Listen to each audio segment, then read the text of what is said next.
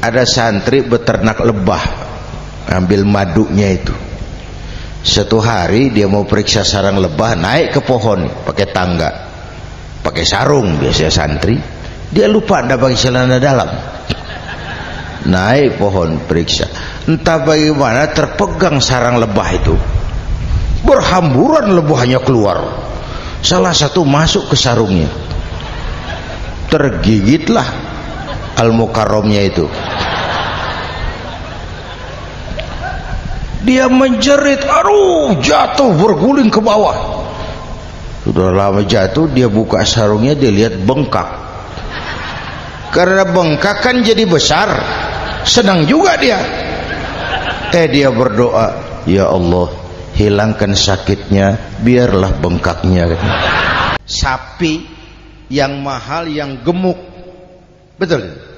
Karena harga sapi pada dagingnya. Makin gemuk sapi, makin mahal harganya. Tapi ada burung perkutut lebih mahal dari sapi, padahal dagingnya sedikit betul. Kenapa harganya lebih mahal dari sapi? Harga perkutut suaranya. Di mana harga manusia yang paling gemuk? Silahkan bersaing dengan sapi. Maaf.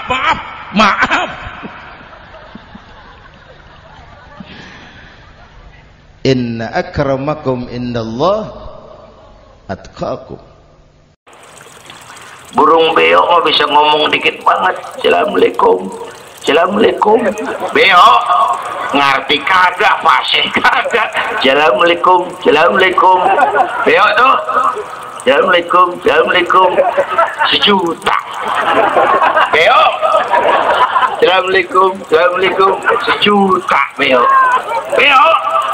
1 juta. Ustadz yang ngajar kita di pengajian, assalamualaikum, cakep banget, nerangin kitab selembar meniran mulut, pulang 16.000. Lah, udah gitu sendalnya hilang lagi. Bangpak bener.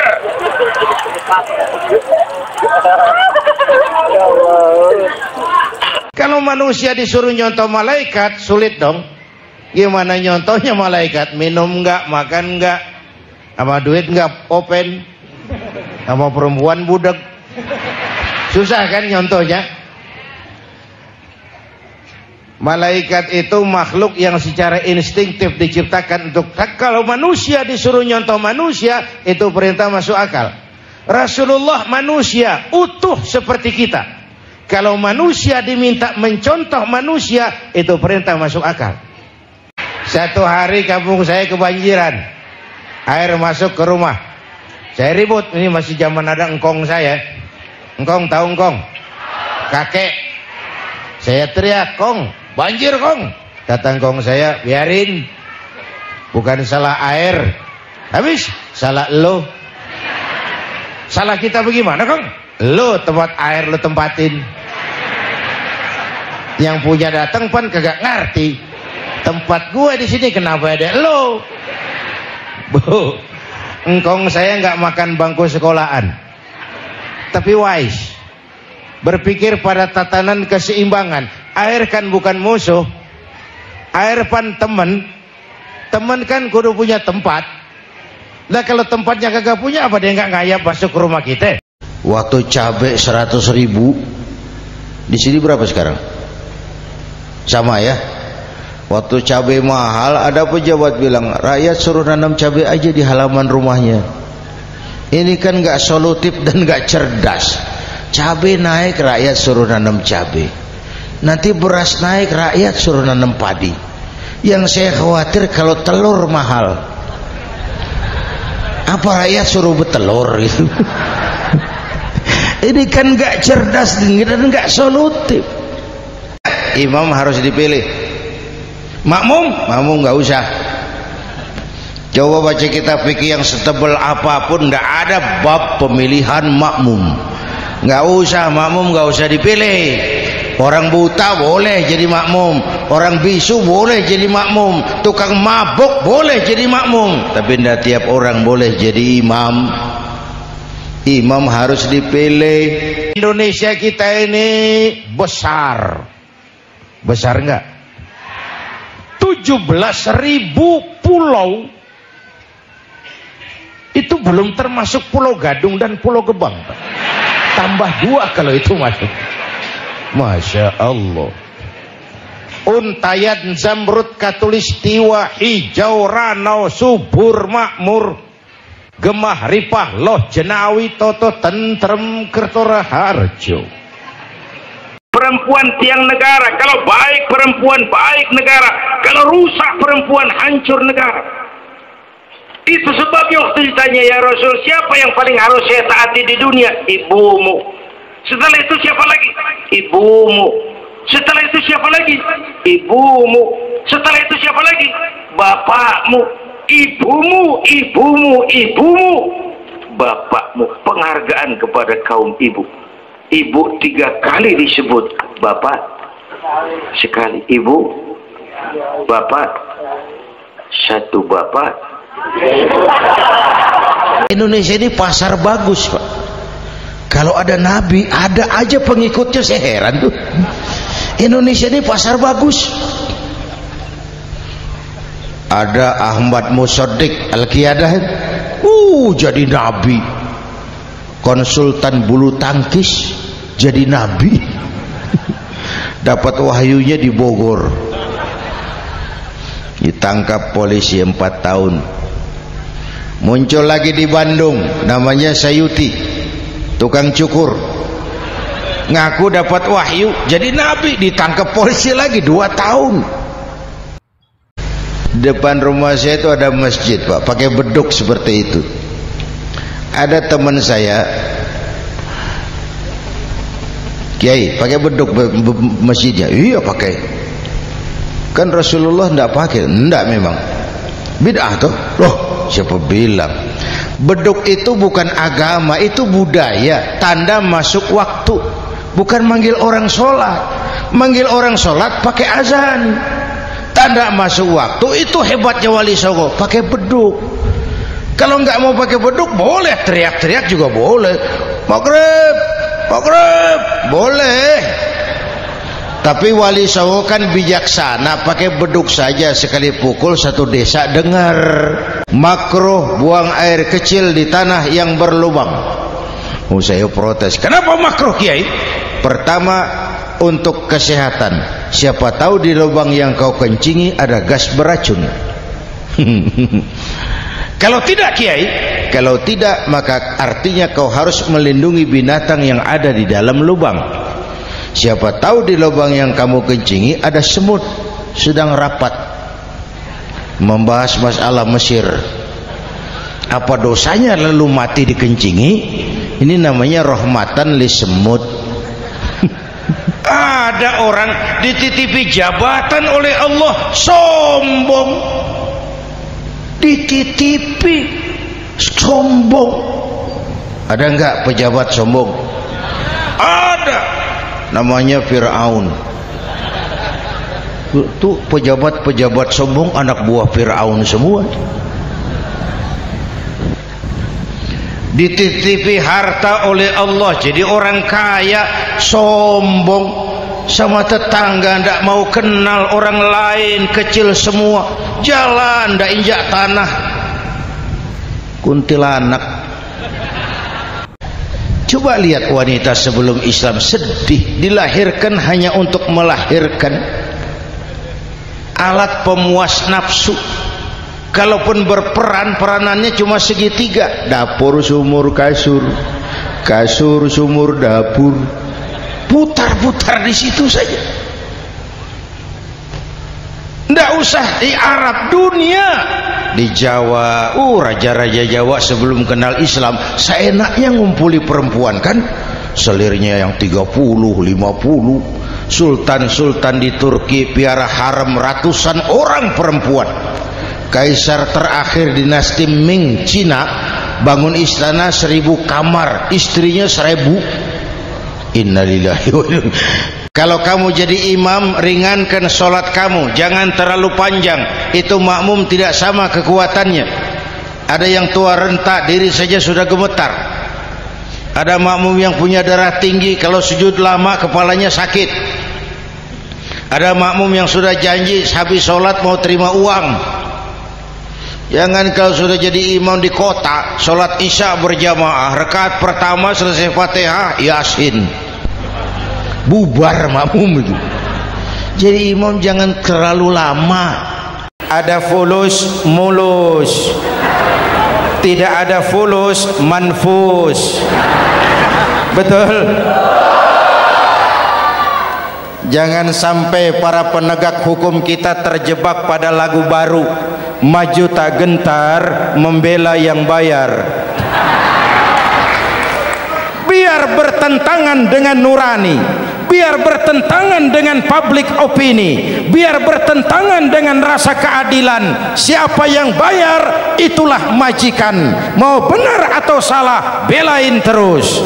Kalau seperti inilah hukum kita, mafioso keadilan akan tetap gentayangan. Itu sama dengan anak muda naik sepeda motor ngebut, lampu merah jalan terus, di stop sama polisi. Break. Iya pak. Minggir. Siap. SIM ada pak. SNK ada pak. Tahu kau lampunya merah? Tahu pak. Kenapa lewat terus? Saya nggak tahu, ada bapak. Itu disiplin kita. Tenang bener jawabnya, kayak orang nggak salah. Dulu di Senayan, di depan kantor DPR tuh banyak tukang kaca jualan di situ. Saya bilang ini tukang kaca pintar dagangnya di situ. Pas, maksudnya supaya yang mau berkantor di situ ngaca dulu. Ya, wakil lurah pasti tidak lebih tinggi dari lurahnya. Wakil camat tidak lebih tinggi dari camatnya. Wong ini kenapa wakil rakyat kok selalu lebih tinggi dari rakyatnya? Kalau orang Betawi kata nih, orang mau bang kalau udah biasa susah, ketemu susah, nggak kaget udah. Ya, emang udah lalap. Saya santri nih, biasa makan kangkung, datang ke rumah temen dikasih kangkung, makanan gue nih, dikasih daging ayam lah nambah. Emang apa? Orang tuh kalau biasa susah ketemu susah mestinya nggak kaget. Saya santri biasa tidur di masjid, disuruh nginep di hotel, lah pulas. Tapi yang biasa tidur di hotel suruh nginep di masjid, encok. Dulu korupsi katanya di bawah meja, sopan malu-malu. Kemudian maju korupsi di atas meja, terang-terangan. Sekarang meja-mejanya dikorupsi. Bukan lagi atas meja bawah meja, meja-mejanya disikat sekalian. Dan celakanya di mana-mana tuh tukang sunat merajalela. Tukang sunat turun ke bawah sunatin, turun lagi sunatin, turun lagi sunatin, nyampe ke rakyat ujungnya doang dikit banget. Kebanyakan tukang sunat. Yang judi elo, yang zina elo, yang mabuk elo. Tapi judi, zina, mabuk, maksiat, mas. Kalau ini negeri banyak maksiatnya, Allah marah. Kalau Allah marah, turun gempa. Kalau turun gempa, yang mampus bukan elu doang, moyong. Untuk membangun negara ini kan uangnya kan uang rakyat kan? Iya kan? Iya kan? Kan yang bayar pajak kan kita kan, yang bayar PBB kan kita kan. Uangnya dikumpulin oleh pemerintah untuk bangun negeri ini, digeragotin sama tikus-tikus. Tikusnya sekarang pada pakai dasi, ngantornya di mana-mana. Ini jihad yang sangat besar menurut saya. Mau jadi pohon tinggi harus berani ketiup angin. Iya, iya. Takut angin, jangan jadi pohon tinggi, jadi rumput. Nggak ditiup angin, cuman diinjak kebo. Nggak ada perbuatan tanpa resiko. Makin tinggi nilai kepemimpinan, makin tinggi resikonya. Karena itu pemimpin bukan hanya punya konsep, tapi harus berani resiko. Konsep bagus tapi nggak punya resiko, nggak berani ngadepin resiko, ya jalan di tempat, Pak. Belum pernah kita dengar konglomerat kita korban sapi 300, belum. Atau juga kurus.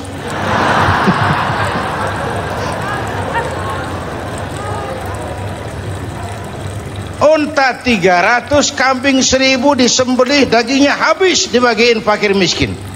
Malaikat memuji, manusia kagum. Bukan main Ibrahim ini. Kaya berani. Kalau miskin berani umum. Kepepet. Jenderal mana mau taruhan? Bambu runcing Merdeka ngelawan tank? Ya. Ya. Bambu runcing Merdeka ngelawan Meriam. Iya kalau Meriam Belina. Meriam itu mau gue juga bisa ngelawan nih. Meriam Belanda. Menurut otak impossible, tidak mungkin, mana bisa. Entoh nyatanya kita merdeka. Bapak Ibu, ini menarik untuk dikaji. Orang-orang tua kita dulu punya komitmen. Komitmennya sederhana, merdeka atau mati. Satu saat mana yang ma'ruf, mana yang munkar jadi remeng. Ya, ini zaman apa sih katanya, zaman orang pada pinter bikin bungkusan, entertain. Ya, orang pada pinter bikin bungkusan, yang ma'ruf kelihatan munkar, yang munkar kelihatan ma'ruf. Ayo udah ngalamin belum saat begitu? Yang jujur dimusuhin. Nah, udah kejadian kan? Yang laporan anak pada nyontek tuh dimusuhin yang jujur. Itu kan yang ma'ruf jadi munkar, yang munkar jadi ma'ruf. Terbalik. Monyet tuh, coba lihat monyet. Kasih pisang, makan. Penuh mulutnya nih. Lemparin lagi pisang, tangannya megang. Lemparin lagi, kakinya nyekel. Mulut penuh, tangan megang, kaki megang. Teman sebelahnya dikasih, masih dirampas juga tuh. Monyet. Tamak bin rakus alias serakah. Kan mental-mental begini yang menyebabkan pembangunan tidak berjalan merata nih. Yang kaya makin kaya, yang miskin makin nyungsep. Saya mau punya rokok nih sebungkus. Begitu teman saya datang, rokok saya bukan keluar, makin masuk. Blep. Sahabat teman saya bilang, bagi gua rokok lu dong sebatang. Punya, masih minta. Nah, itu latihan miskin namanya. Itu nanti ada harapan jadi juara miskin. Ini kan latihan memberi. Zakat menyelamatkan orang kaya dari penyakit pelit. Dan pelit itu bendera iblis yang ditancapkan di hatinya orang kaya. Kalau manusia punya 2 ladang yang isinya emas, puaskah manusia? Nehi. Kata Sahrukan, nehi. Nggak bakal. Mereka pasti bakal cari ladang emas ketiga. Jangankan emas 1 kilo 2 kilo, ladang emas 2 punya ladang emas. Puas manusia? Tidak. Mereka akan cari ladang emas yang ketiga. Wala yamla'u jawfu ibnu Adam illa turab. Tidak akan penuh mulut manusia kalau belum ditutup dengan tanah di liang lahat. Pemimpin yang baik bukan cuma terima laporan di belakang meja. Laporan itu yang mana juga bagus. Sama juga kampanye. Kampanye yang mana juga merdu. Kalau saya. Kalau aja yang dihitung. Pernah ada calon bupati kampanye janji, kalau saya berhasil kita akan banyak bangun jembatan di daerah kita. Rakyat tanya, Pak, nggak ada sungai di kampung kita, Pak. Dia bilang, sungainya kita bangun sekalian. Udah kadung janji. Mana pula orang mau bangun sungai itu. Makanya jangan merasa pinter, tapi harus pinter merasa. Jangan merasa pinter, tapi harus pinter merasa. Kalau merasa pintar jadi sombong. Tapi kalau pintar merasa jadi bijak. Nek saya digituin orang enak nggak? Nggak enak. Orang lain kan gitu juga. Bu. Mulutnya cerita tentang jihad terhadap korupsi, tapi di belakang melindungi koruptor. Itu kan ada dusta di antara kita.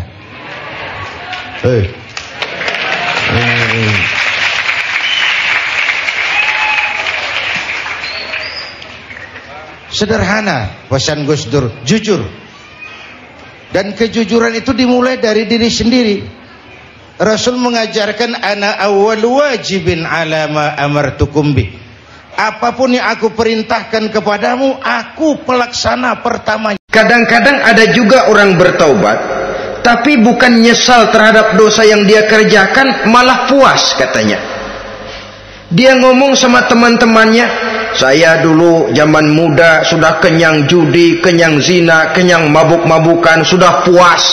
Sekarang tinggal benernya saja, saya sudah taubat. Taubatnya sih bagus, tapi puasnya itu yang jelek.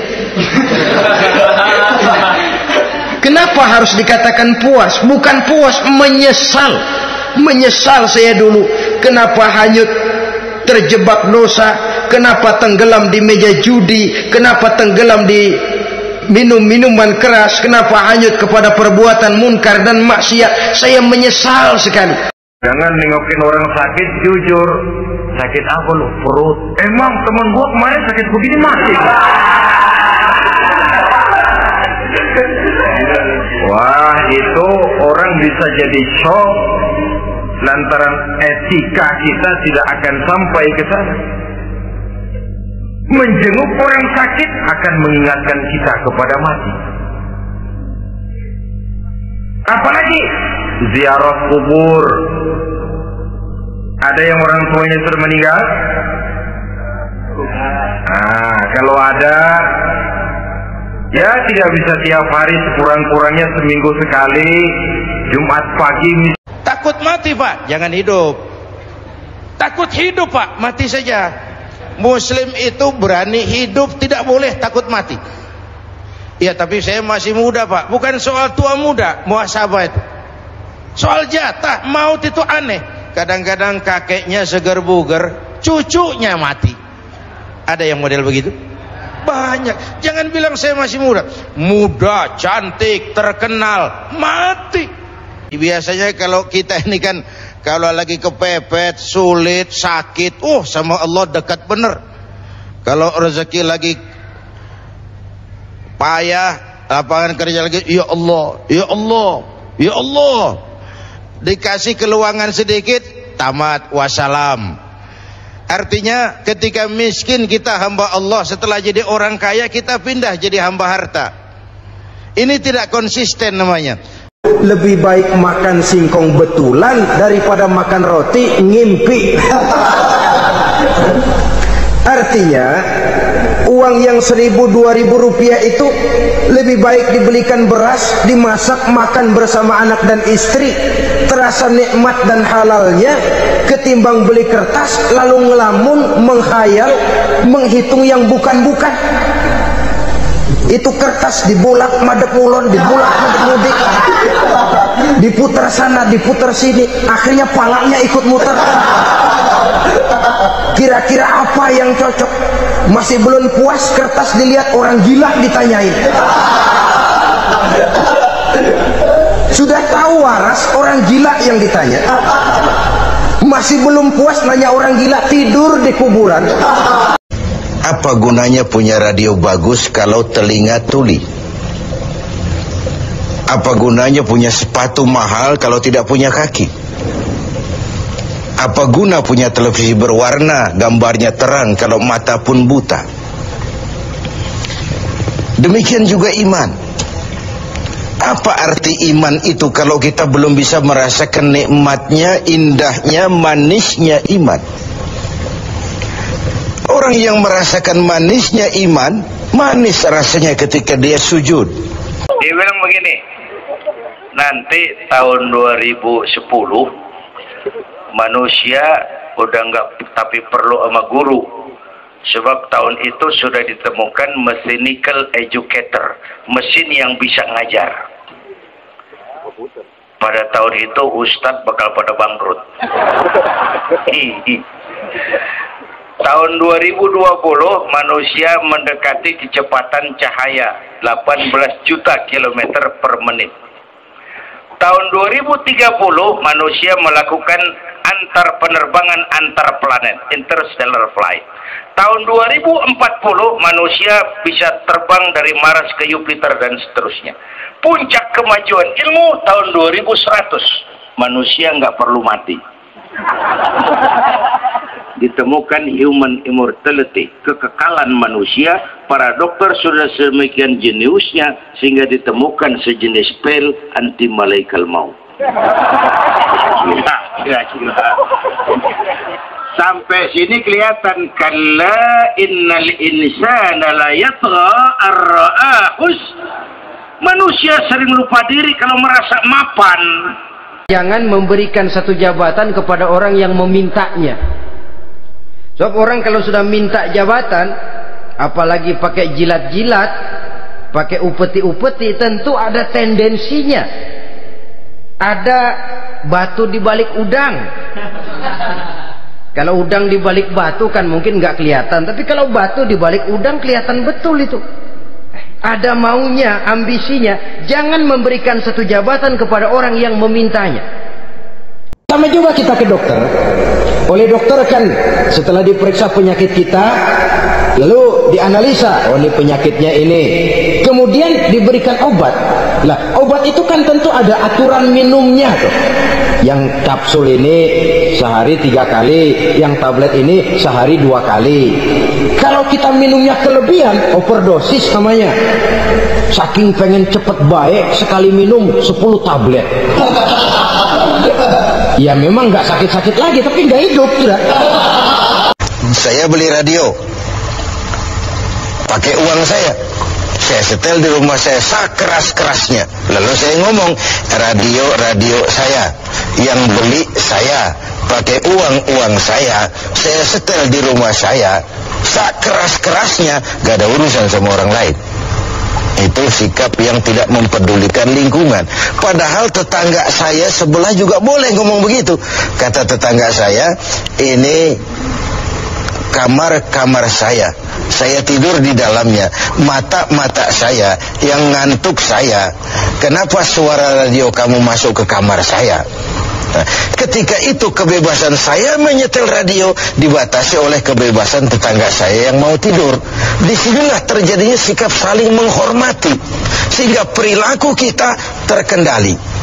Kita hutang jasa loh Pak sama orang-orang yang tengah malam sujud, nangis di hadapan Allah. Lihat yang begitu Allah tidak jadi marah tuh. Saya tahu ini bapak-bapak ini, ibu-ibu kan suaminya sering bangun tengah malam ya Bu, kencing. Bikin bingung malaikat. Sudah mau ditulis tahajud, kencing doang. Kata malaikat, sialan, hampir salah tulis. Bagaimana bencana nggak mau nambah, kita mengamalkan hadisnya juga terbalik. Yang diminta itu orang tua tengah malam sujud, bayi tanpa dosa nyusu. Sekarang bayi tanpa dosa dibuang ke tempat sampah gara-gara orang tua tengah malam nyusu. Terbalik namanya. Yang diminta itu orang tua tengah malam sujud, bayi tanpa dosa nyusu. Ini bayi tanpa dosa dibuang ke tempat sampah gara-gara orang tua tengah malam. Lihat teman kaya, habis kita omongin, boleh jadi dia kaya. Kenapa? Dukunnya 36. Begitu kita habis caci maki begitu, dia datang ngasih duit sama kita. Cacian itu bisa berubah menjadi pujian. Lu ya emang bukan main dah. Sifat kita itu relatif, bisa terpengaruh oleh situasi dan kondisi. Kadang-kadang waktu mau sholat kita nggak ingat apa-apa. Begitu sudah masuk takbir yang kita lupa malah kita ingat. Itu kurang ajarnya iblis. Mau sholat cari dompet nggak ketemu, begitu takbir, aduh dompet di atas meja. Ini kalau sembahyang lama-lama digerakkan orang nanti nih mulai kocar kacir sholat kita. Banyak orang lulus ketika diuji dengan kemiskinan, tapi gagal setelah diuji dengan kekayaan. Ini memerlukan stabilitas temperatur batin. Banyak orang lulus ketika diuji dengan sebagai rakyat, tapi gagal setelah dia jadi pejabat. Tidak punya stabilitas temperatur batin. Maka diperlukan sikap istiqomah di dalam muhasabah ini. Seorang suami itu pemimpin. Nah, istri itu swarga manut neraka katut. Pemimpinlah yang di akhirat nanti akan dimintakan tanggung jawab tentang rumah tangganya, bukan istri tapi suami. Istri dituntut wajib taat. Seorang istri yang durhaka kepada suaminya, bagaimanapun keadaan suaminya, kecuali kalau untuk mendurhakai Allah, itu saja yang tidak wajib taat. Tapi di luar itu kewajiban taat itu berjalan. Pemimpin yang baik bukan cuma terima laporan di belakang meja. Laporan itu yang mana juga bagus. Sama juga kampanye. Kampanye yang mana juga merdu. Kalau aja yang dihitung. Pernah ada calon bupati kampanye janji, kalau saya berhasil kita akan banyak bangun jembatan di daerah kita. Rakyat tanya, Pak, nggak ada sungai di kampung kita, Pak. Dia bilang, sungainya kita bangun sekalian. Udah kadung janji, mana pula orang mau bangun sungai itu. Jangan lalu menjadikan orang yang menolong kita sebagai satu andalan. Sebab biasanya sekali ditolong langganan. Setiap datang kesulitan, ke situ lagi kita lari. Manusia pada waktu-waktu tertentu punya juga titik jenuh. Ya, kalau duitnya lagi ada, pikirannya lagi enteng, napasnya lagi lega, mungkin dia mau menolong orang. Sekali, dua kali masih juga ditolong, 3 kali barangkali juga mungkin, 4 kali ke atas mukanya udah rada butek. Sulit melepas pangkat dan jabatan. Dengar mau ada mutasi, gerasak gerusuk, cari mbah ini, cari mbah itu, bawa ayam putih, bawa kambing hitam, macam-macam dilakukan sebagai cermin bahwa jabatan itu berakar di hati, sulit untuk melepaskannya. Orang yang cintanya kepada Allah dan Rasulnya, kalau satu saat dia harus melepas yang dia sayangi, dahulu pun ketika terlahir ke alam ini tidak ada harta yang saya bawa. Kalau sekarang saya harus melepasnya, innalillahi wa inna ilaihi raji'un. Orang susah yang sakit lebih diutamakan untuk ditengokin. Kenapa? Udah jelas langka yang nengokin, langka yang nolongin. Mau berobat susah, ke dokter juga sulit. Tapi kalau orang kaya sakit, dokter dia bisa telepon, apotek dia bisa telepon, nggak ada duit dia bisa bayar pakai kredit card. Orang miskin sakit, boro-boro manggil dokter, kadang-kadang mantri juga nggak mampu dia panggil. Sehingga dengan demikian apabila ia mendapat kesulitan, tengokin. Jangan berat langkah untuk menengoki orang yang memang mendapat kesulitan itu. Sudah mau berangkat ke surga nih orang tua, dipanggil, "Ntar dulu Mas, ini dulu." Mau kemana, gancang banget? Surga Pak, nanti dulu urusan belum beres. Ini benar anakmu ini? Dilihat anaknya, iya anak saya ini. Waktu di dunia nggak pernah diajarin ngaji, nggak pernah. Sampai dia nggak kenal Tuhannya, nggak kenal nabinya, nggak kenal kiblatnya, dia nggak sholat, kamu diemin aja. Iya kali. Kenapa pakai kali? Yang benar ngomong. Wah, kamu nggak tanggung jawab. Kamu tahu anak itu adalah amanah. Menyia-nyiakan amanah adalah khianat. Khianat adalah dosa besar. Karena pahala tidak kelihatan, dosa tidak nampak. Kalau pahala kelihatan, barangkali nggak kuat kita mikul pahala. Kalau dosa benjol, umpama tiap bikin dosa palanya benjol, barangkali sudah nggak karu-karuan kepala kita. Baik pahala, baik dosa, sesuatu yang tidak nampak oleh pandangan mata zahir, tapi yang punya efek dalam kehidupan ini. Orang yang banyak pahalanya dengan orang yang banyak dosanya, kalau dia berjalan barangkali sulit kita membedakan. Tapi efeknya dalam kehidupan ini jelas adanya. Sebab sekarang orang sering motong kompas. Yang penting kan cepat kaya. Soal cara, kalau jujur aja mah, sampai kapan mau kaya?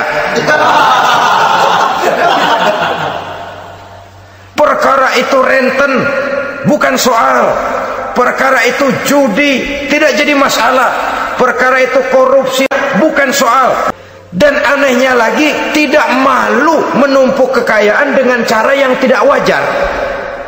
Ya kan orang hidup bermasyarakat tuh bisa dianalisa tuh. Emang usahanya apa sih? Gajinya sebulan berapa sih? Kok bisa gitu-gitu bener sih? Dari mana sih? Secara langsung orang tidak berani bertanya, tapi dari mulut ke mulut akhirnya tersebar jadi rahasia umum. Si Ano kan punya Ano, dia Anonya seano. Kita ini kadang-kadang kalau dijitak membalasnya mukul. Tapi kalau orang berbuat baik kepada kita, kita enggan untuk berbuat baik kepada orang tadi. Allah tidak mengajarkan begitu. Satu kebaikan berbalas 10. Satu kejahatan berbalas dengan satu kejahatan. Maha Rahman dan Rahim Allah. Bahkan dalam Islam, niat berbuat baik saja mendapat pahala. Sedangkan niat berbuat jahat belum ditulis merupakan satu dosa sampai kejahatan itu dikerjakan oleh orang yang niat tadi. Kalau harta saya banyak, semua orang mau nemenin saya. Tapi kalau saya jatuh miskin, kagak ada yang nongol. Kalau kita lagi basah nih, rezeki lagi lancar, yang tumben ketemu ngaku encing sama kita. Iya, lagu encing lu ini. Ketemu baru itu encing katanya. Tapi begitu kita bangkrut, melarat, bangpak, rusak, laler, oga nemplok.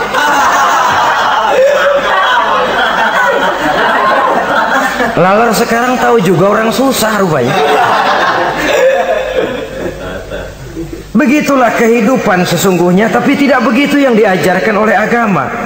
Nabi diperlihatkan neraka, orang perutnya sebesar rumah dililit ular, diseret-seret itu hancur perutnya, dibulatkan lagi, diseret lagi, hancur. Ditanya itu apa Jibril? Itu contoh dari umatmu yang suka makan riba Muhammad, makan renten. Saudara-saudara, ini kan mencekik leher orang. Orang sedang kesulitan, kelihatannya sih baik, menolong, tapi di belakang menolong itu nyekek. Di belakang nolong itu nyekek, dan nyekek itu sebenarnya tujuan utamanya. Orang yang menjalankan riba pada dasarnya tidak punya perikosiaan kok. Kalau dia kelihatannya mau menolong, kelihatannya motifnya mencari untung di belakang itu. Jauh dari kemanusiaan. Manusia Indonesia kita lebih banyak diisi otaknya, hati sering kosong, agama dangkal, akidah rapuh, moral rendah. Memang kemudian muncul banyak orang-orang pintar, cuma sayang tidak benar. Indonesia kita bangkrut, Indonesia kita terpuruk, Indonesia kita sakit parah kalau diurus orang yang cuma pintar tapi tidak benar. Kita perlu orang-orang pintar, tapi kita lebih perlu orang benar. Rakyat merasa selama ini keadilan tuh mahal.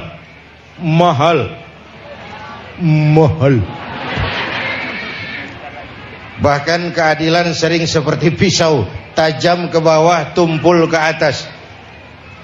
Asal kita nih yang kecil-kecil salah, hukum cepat benar prosesnya. Begitu yang gede salah, orang pada diem belaga bego. Itu yang bikin kita capek. Yang nyolong semangka, buah randu, apa lagi? Ya lo hitungin aja dah. Itu sebuah potret betapa keadilan itu masih mahal di negeri ini. Bapak itu nanti terkejut kalau masuk surga ketemu pelacur. Pelacur masuk surga. Loh, kok sampean ada di sini, Mbak Yu? Dia bilang, "Nje Mas, saya ini ada di sini, di surga sini. Padahal waktu di dunia ini sayanya siapa, Mas tahu kan? Oh, Mas juga kan langganan waktu itu kan."